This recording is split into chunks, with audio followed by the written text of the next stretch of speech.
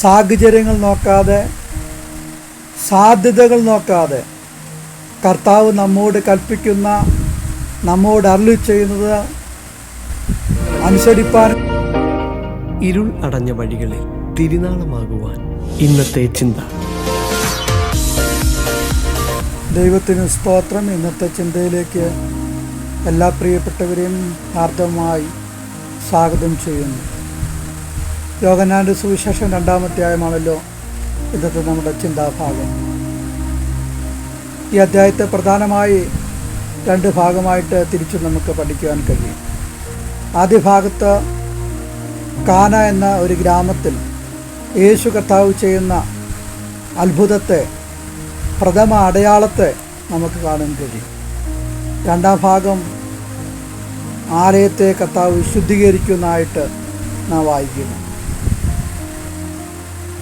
യേശു കർത്താവ് ഒരു ഭവനത്തിൻ്റെ കുറവ് പരിഹരിക്കപ്പെടുമ്പോൾ 2-ാം ഭാഗത്ത് തൻ്റെ പിതാവിൻ്റെ ഭവനത്തെ ശുദ്ധീകരിക്കുന്ന യേശു കർത്താവിനെ നമുക്ക് കാണാൻ കഴിയും. യേശുവിൻ്റെ അമ്മ മറിയ ജോലിക്കാരോട്, പ്രിയപ്പെട്ടവരോട് പറയുന്നത്, അവൻ എന്തെങ്കിലും കൽപ്പിച്ചാൽ അത് ചെയ്യുവിൻ. കർത്താവ് എന്താണ് കൽപ്പിക്കുന്നത് അത് ചോദ്യം ചെയ്യാതെ അനുസരിപ്പാൻ കഴിഞ്ഞാൽ, സാഹചര്യങ്ങൾ നോക്കാതെ, സാധ്യതകൾ നോക്കാതെ കർത്താവ് നമ്മോട് കൽപ്പിക്കുന്ന, നമ്മോട് അരുളി ചെയ്യുന്നത് അനുസരിപ്പാൻ കഴിഞ്ഞാൽ തീർച്ചയായിട്ടും അതിന് മധ്യത്തിൽ ദൈവത്തിൻ്റെ പ്രവൃത്തി, ദൈവത്തിൻ്റെ മഹത്വം നമ്മുടെ ജീവിതത്തിൽ, നമ്മുടെ ഭവനത്തിൽ വെളിപ്പെടുത്തുവാൻ യേശു കർത്താവ് ഇന്നും മതിയായവനാണ്.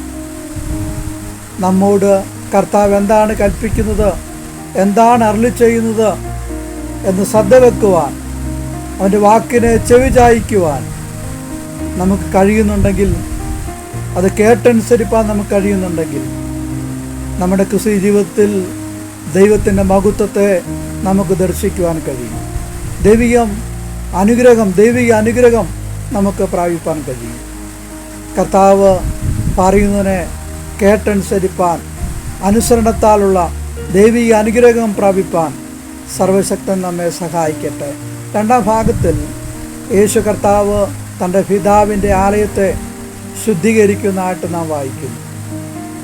അവിടെ വിൽക്കുന്നവരെയും ആ ആലയത്തിൻ്റെ പരിസരങ്ങളൊക്കെ അശുദ്ധമാക്കുന്നവരെ യേശു കർത്താവ് പുറത്താക്കുകയാണ്.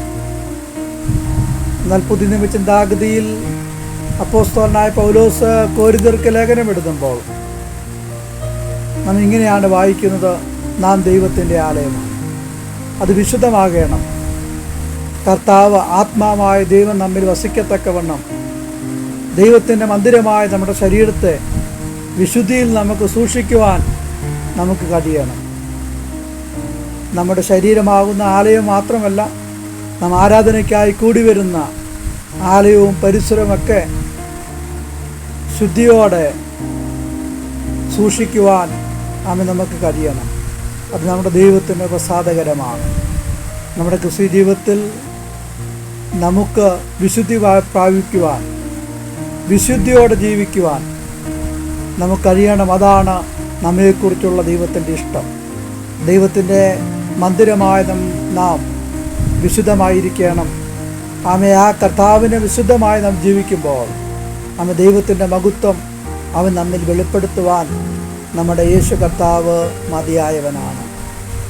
ഈ പകലിലും കർത്താവ് കാനാവിൽ ആരംഭിച്ച, അല്ലെങ്കിൽ പ്രഥമമായി ചെയ്ത അത്ഭുതം അടയാളത്തോടു കൂടിയാണ് ചെയ്തത്.